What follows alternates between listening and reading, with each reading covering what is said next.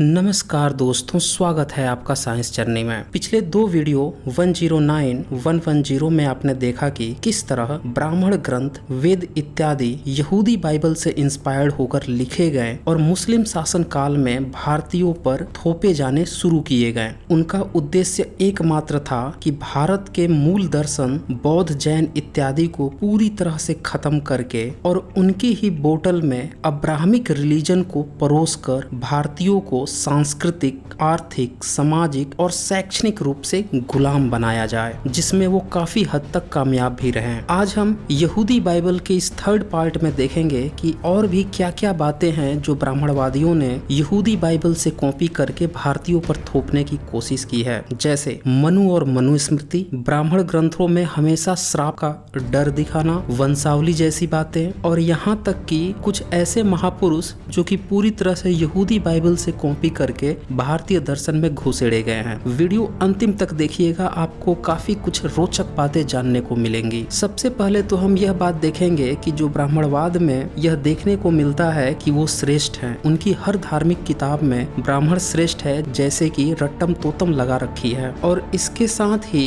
उन्हें अपराध करने पर आम आदमी की तुलना में सजा भी नगण्य देने का प्रावधान किया है। तो ये प्रेरणाएं भी इन्हें यहूदी बाइबल यानी कि ओल्ड टेस्टामेंट से कॉपी पेस्ट की गई है। आइए मैं आपको पूरे तथ्यों और पूरी कहानी के साथ इसको दिखाता हूँ। चूंकि अब्राहमिक रिलीजन में चाहे वो यहूदी हो, ईसाई हो या इस्लाम हो, उनकी ये मान्यताएं हैं कि धरती पर आने वाला प्रथम व्यक्ति आदम और प्रथम स्त्री हव्वा थी, जो कि इनके यहूदी बाइबल में भी लिख रखा हुआ है। तो इसी के 4 वर्ष को मैं पढ़कर सुना देता हूँ। जब आदम अपनी पत्नी हव्वा के पास गया तब उसने गर्भवती होकर कैन को जन्म दिया और कहा, मैंने यहोवा की सहायता से एक पुरुष पाया है। फिर उसने उसके भाई हाबिल को जन्म दिया। यानी कि आदम और हव्वा के 2 पुत्र हुए। छोटा पुत्र हाबिल भेड़ बकरियों का चरवाहा बन गया, परंतु बड़ा पुत्र कैन भूमि पर खेती करने वाला किसान बना। कुछ दिनों के पश्चात कैन यहोवा यानी परमेश्वर के पास भूमि की उपज में से भेंट लेके आया, और हाबिल भी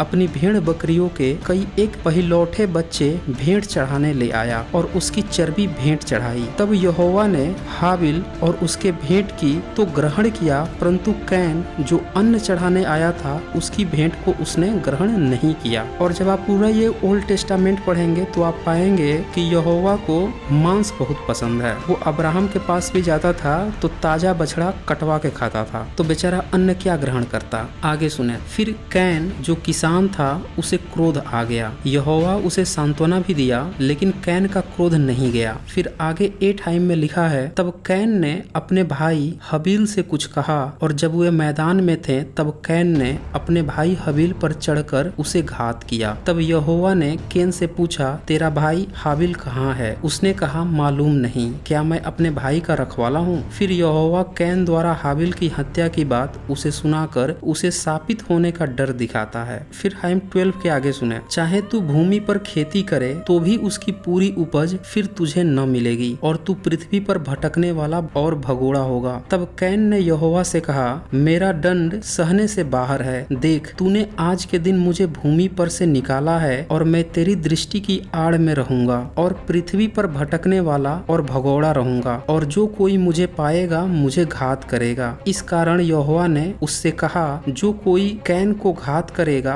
उससे 7 गुना बदला लिया जाएगा। और फिर यहोवा ने कैन के लिए एक चिन्ह ठहराया, ऐसा न हो कि कोई उसे पाकर मार डाले। तो कुल मिला के इस कहानी में आपने देखा कि कैन अपने भाई की हत्या कर देता है, और यहोवा उसे सजा के तौर पर सिर्फ देश निकाला देता है, और साथ में प्रिविलेज भी देता है कि ये चिन्ह लेके जाओ, तुम पर कोई हमला नहीं करेगा, और हमला करेगा तो तुमसे 7 गुना ज्यादा बदला उससे लिया जाएगा। अब यही पूरी घटना जो पिछला वीडियो मैंने बनाया था 110, जो अब्राहम की चौथी पीढ़ी थी यानी कि यहूदा, उससे मैच करा कर देखें तो आप पाएंगे कि यहोवा यहाँ पे पक्षपात कर रहा है, और वहाँ पे जो यहूदा का बड़ा पुत्र था एर, उसको वो मार डालता है, तो उसकी बीबी तमारा जो है वो विधवा हो जाती है। अब एर का जो छोटा भाई है ओनान, उसको यहूदा कहता है कि तू जा और देवर धर्म निभा, यानी कि नियोग कर तमारा से। तो वो जाता है तो अपना वीर्य जमीन पे गिरा देता है। तो फिर वहाँ पे यहोवा गुस्सा कर ओनान को मार देता है। अब सोचिए, उसने बेचारे ने सेक्स नहीं किया, नियोग नहीं नहीं किया तो वहाँ पे यहोवा को गुस्सा आ गया और उसको मार दिया। और यहाँ पे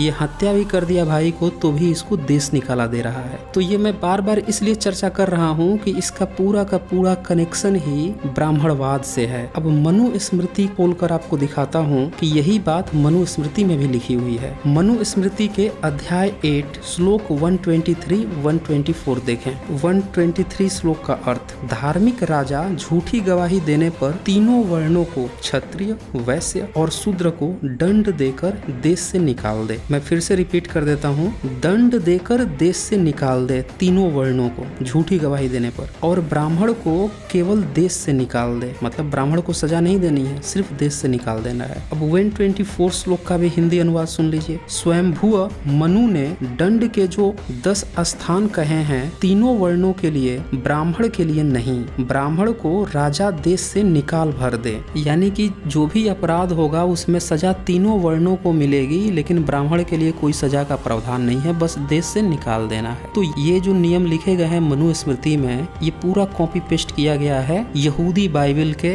इस यहोवा और कैन हाबिल प्रकरण से। अब यहाँ पे आपने ये भी देखा कि फिर जब कैन जाने लगता है तो यहोवा उसको एक चिन्ह भी देता है ताकि लोग उसको प्रिविलेज दे, मारे नहीं। तो आपने ये भी देखा होगा कि ये जितने भी ब्राह्मण होते हैं वो भी अपने को अलग दिखाने के लिए तिलक, टीका, चुटिया, उपनयन संस्कार करके खुद को औरों से अलग दिखाते हैं। अब इसी कैन की कहानी को थोड़ा और आगे सुनिए, और भी रोचक तथ्य आएंगे। जब उसे वहां से देश से निकाल दिया तो वह नोद नामक देश में चला जाता है, वहां नगर बसाता है, बाल बच्चे पैदा करता है। अब उसका बेटा हनोक जन्म लेता है, फिर हनोक से पुत्र इराद का जन्म होता है, फिर समय बीतते रहता है और फिर मतुसायल से लेमेक का जन्म होता है। अब ये लेमेक की कहानी भी बड़ी विचित्र है, इसको थोड़ा ध्यान से सुने। लेमेक ने 2 स्त्रियां ब्याह ली, जिसमें से एक का नाम आदा और दूसरी का सिल्ला था। आदा ने यबाल को जन्म दिया, वह तंबुओं में रहना और पशु पालन इन दोनों रीतियों का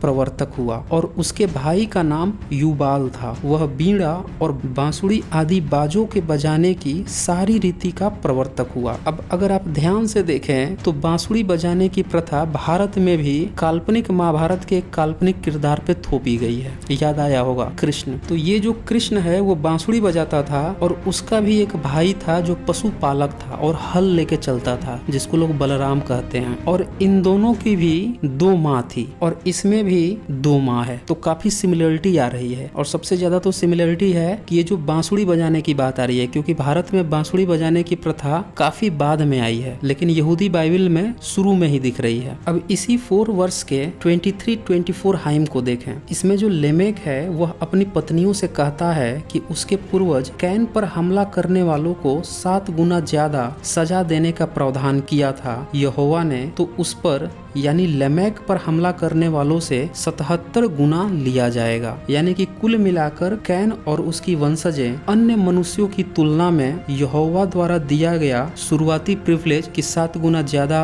सजा दिया जाएगा दूसरों को तुम्हारे मुकाबले, तो ये बढ़ाकर 77 गुना कर लेता है। और आप देखते हैं कि भारत में भी जब ब्राह्मणवाद शुरू हुआ तो वे खुद को प्रिविलेज लेते गए और दूसरों को नीच से नीच अछूत तक बना दिए। आइए कुछ और समानताएं दिखाता हूँ। अब्राहमिक रिलीजन में कोई भी जन्म से रिलीजियस नहीं होता, बल्कि उसे वाचा बांधना पड़ता है। मतलब जो यहोवा ने इनको प्रॉमिस किया था खतना का, वो सब करना पड़ता है। मुस्लिम अपना खतना कराते हैं तब मुस्लिम बनते हैं, उसी तरह से यहूदी भी अपना खतना कराते हैं तब यहूदी बनते हैं। और ऐसा ही कुछ ब्राह्मण भी करता है, जिसको वह उपनयन संस्कार बोलता है। जब तक वह अपने बच्चे का उपनयन संस्कार नहीं करता है तब तक उसका बच्चा ब्राह्मण नहीं कहलाता है। तो आइए मैं आपको खतना की भी पूरी कहानी सुना देता हूँ। यहूदी बाइबल के उत्पत्ति चैप्टर के 17 वर्ष में खतना का पहली बार जिक्र मिलता है। इसको मैं पढ़ के ही सुना देता हूँ। जब अब्राहम 99 वर्ष का हो गया तब यहोवा ने उसको दर्शन देकर कहा, मैं सर्वशक्तिमान ईश्वर हूँ, मेरी उपस्थिति में चल और सिद्ध होता जा। मैं तेरे साथ वाचा बांधूंगा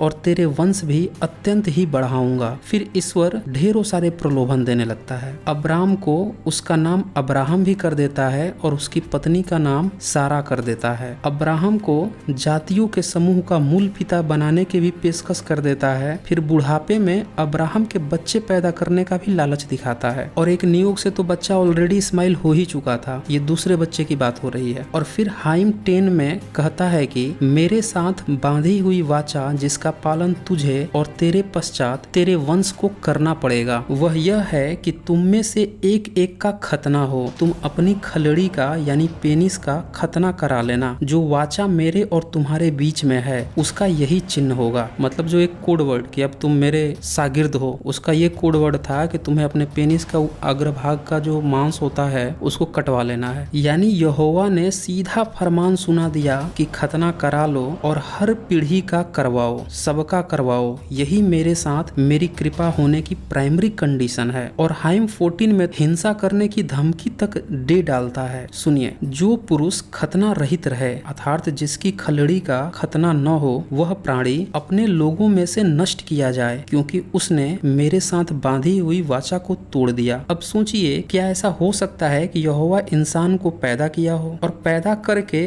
अचानक से उस पर एक फरमान जारी कर दे कि उसे अपने पेनिस के अग्रभाग की चमड़ी काटनी है और नहीं कटवाएगा तो उसको मार दिया जाएगा। तो यह कितनी हास्यप्रद बात है। जो लोग ये कहते हैं कि यहोवा ने इंसान को बनाया, अगर यहोवा इंसान को बनाता तो उनकी खलड़ी का टोपी भी उड़ा के ही देता, यानी कि कटी कटाई आती उनकी खलड़ी। लेकिन ऐसा तो होता ही नहीं है। यानी सीधी सी बात है कि यहोवा या किसी भी ईश्वर ने किसी इंसान को न बनाया न बना सकता था। और इस पूरी घटना को ध्यान से देखें तो यह पूरी तरह से अब्राहम का षड्यंत्र प्रतीत होता है, जिसने यहोवा के नाम पर अपनी सोच को थोप दिया लोगों पे। अब इसी में 24 हाइम में लिखा है, जब अब्राहम की खलड़ी का खतना हुआ तब वह 99 वर्ष का था, और जब उसके पुत्र इस्माइल की खलड़ी का खतना हुआ तब वह 13 वर्ष का था, और दोनों का खतना एक ही दिन हुआ था। तो ये वही इस्माइल है जो पिछले वीडियो में मैंने बताया था कि हाजिरा जो अब्राहम की दासी थी उसका इसने नियोग कर दिया था, उसी से ये पैदा हुआ था। और चूंकि इसका खतना हुआ था अब्राहम के बाद दूसरा यह व्यक्ति था, तो इसीलिए इस्लाम में इस्माइल को नबी माना जाता है। तो इस तरह से हम देखते हैं कि ये जितने भी रिलीजन है, संप्रदाय हैं, ये सनातन नहीं है, बल्कि ये लोग जबरदस्ती ब्राह्मण बनते हैं, मुस्लिम बनते हैं, यहूदी बनते हैं। तो ये सनातन कैसे हो सकते हैं? कुछ और समानताएं देखिए। भारत में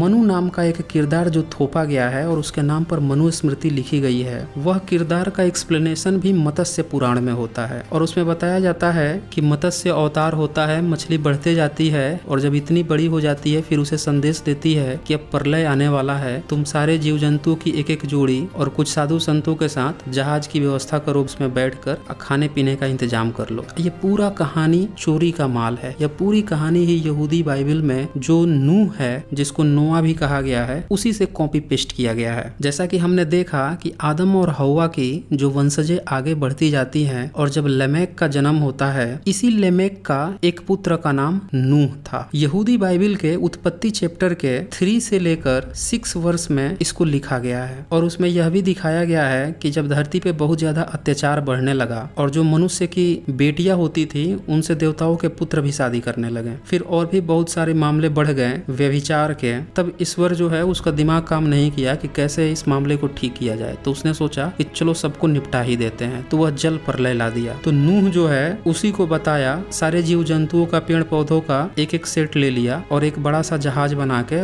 जल प्रलय में जहाज पर ही बैठकर इंतजार करता रहा। फिर जब पानी कम हुआ तब वहां से बाहर निकल के आया। तो इस तरह से ये जो मनु का किरदार है यही यहूदी बाइबल से कॉपी किया गया है। और जहाँ तक मनु स्मृति की बात है, उसमें की भी बहुत सारी बातें इसी यहूदी बाइबल से कॉपी है। कुछ तो मैं पहले श्लोक दिखा ही चुका हूँ। अब जैसे ही नूह इसी यहूदी बाइबल के उत्पत्ति चैप्टर के 8 वर्ष के 20 हाइम को सुने, जब नूह पानी कम होने पर जहाज में से बाहर आता है धरती पर, तब नूह ने यहोवा के लिए एक वेदी बनाई और सब शुद्ध पशुओं और शुद्ध पंछियों में से कुछ कुछ लेकर वेदी पर होम बलि चढ़ाया। इस पर यहोवा ने सुखदायक सुगंध पाकर सोचा, मनुष्य के कारण मैं फिर कभी भूमि को श्राप न दूंगा। अब यहाँ पे देखिए 2 बात आती है। एक तो होता है कि यहोवा ने वेदी बनाई, अशुद्ध पशु मतलब कि बिना खंडित पशु और पंछी, इनको बलि देने का जो काम है ये सारे ब्राह्मण करते आए हैं, हाल के दिनों तक करते आए हैं। अब कुछ मंदिर में अभी भी चल रहा है। यानी कि ये जो बलि प्रथा है ब्राह्मणों की, ये सारा का सारा वहीं से कॉपी पेस्ट है। और दूसरी बात की इसमें जो श्राप देने की बात आ रही है, ये श्राप भी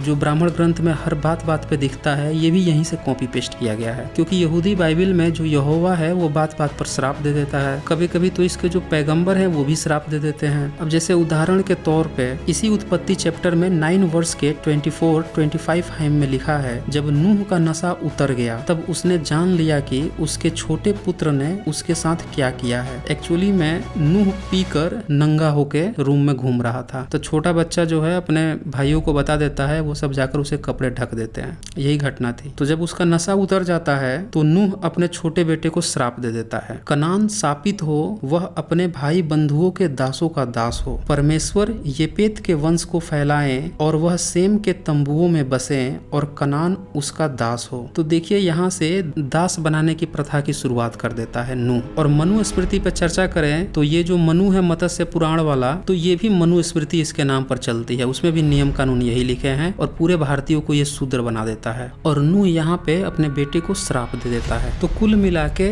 बलि चढ़ाना, बात बात पर क्रोधित होकर श्राप दे देना और नियम कानून बनाकर किसी को दास बना देना, शूद्र बना देना, ये सारा कार्य भी इसी यहूदी बाइबल से प्रेरणा लेकर ब्राह्मणों ने भारतीयों पर थोपा है। और जब आप यहूदी बाइबल की उत्पत्ति चैप्टर को पूरा पढ़ेंगे तो आप पाएंगे कि वहाँ पे बात बात पर वंशावली दी गई है, हर किरदार की वंशावली दी गई है। और भारत में भी जब मुस्लिम काल आया तो ब्राह्मणों ने वंशावली खेलना शुरू कर दिया था। यानी वंशावली का भी खेल इन लोगों ने यहीं से कॉपी पेस्ट किया है। और जाते जाते एक और खास बात बता दूं कि इसी उत्पत्ति चैप्टर के 10 वर्ष में नूह की वंशावली दी गई है। इसी के 6 हाइम को अगर आप पढ़ें तो इसमें कुश का नाम आता है और कुश के 5 पुत्र हैं, उसमें से एक पुत्र का नाम रामा भी है। तो ये जो भारत में काल्पनिक कहानी पढ़ाई गई है रामायण, जिसमें राम किरदार है और उसका बेटा कुश है, और कुछ मौर्य और कुशवाहा लोग खुश होते रहते हैं कि नहीं वो सम्राट अशोक की संतान नहीं बल्कि राम और कुश की हैं, तो मान के चलिए कि वो लोग राम और कुश नहीं इन यहूदियों की संतान हैं, अगर ऐसा सोच रहे हैं तो सीधी सी बात है कि भारत में जो ये फर्जी वंशावली थोपी गई है, जो ये फर्जी काल्पनिक चरित्र थोपे गए हैं, ये सारे के सारे यहूदी बाइबल, उन्हीं के कल्चर, उन्हीं के नाम, उन्हीं की वंशावली से उठाए गए हैं। और इसीलिए हमें अपने मूल कल्चर को पहचानना होगा और ये भी पहचान करनी होगी कि किस तरह से ब्राह्मणवादियों ने इन फर्जी चरित्रों को हमें पकड़ाकर, हमारे लोगों को पकड़ाकर फंसा रखा है। तो दोस्तों इस वीडियो को ज्यादा से ज्यादा शेयर कीजिए ताकि सभी लोगों को इस सच्चाई का पता चल सके। तो आज बस इतना ही, धन्यवाद।